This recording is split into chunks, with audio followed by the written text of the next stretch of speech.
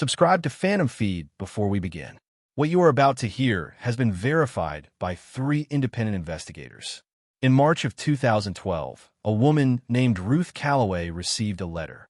The envelope had no return address. The postmark was from the town of Harwick, Vermont. She almost didn't open it. Ruth had moved 3 times since her daughter Ellen died in 2009. She did not know how anyone at a Vermont post office would have her current address. The handwriting on the envelope was Ellen's. Ruth recognized it immediately. She had kept every card Ellen had ever sent her. She knew the specific way her daughter wrote the letter R, the way her lowercase ls leaned slightly right. She sat with the unopened letter for 2 hours before she opened it. The letter was 4 pages long.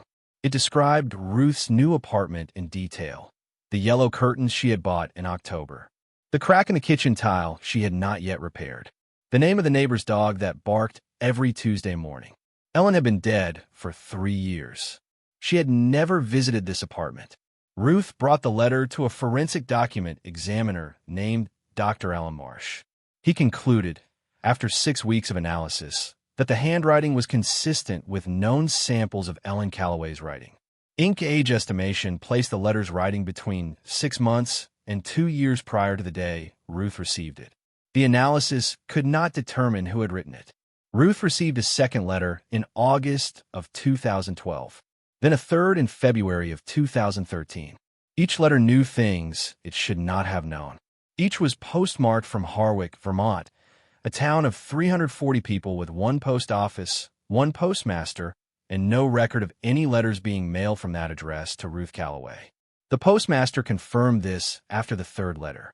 He reviewed records going back 5 years. Nothing. A private investigator hired by Ruth's family spent 4 months in Harwick. He found no connection between the town and Ellen Calloway. No relatives. No friends. No digital footprint. No reason. The investigator's report ended with 1 sentence.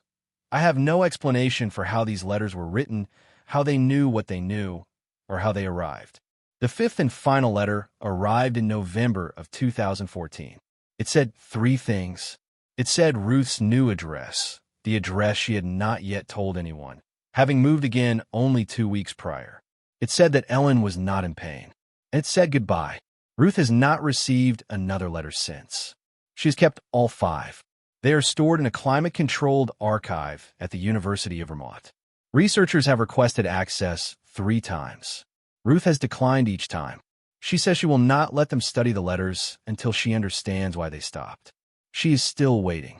If this case stayed with you, subscribe to Phantom Feed, like, and share. Turn on the bell. The next case is already documented.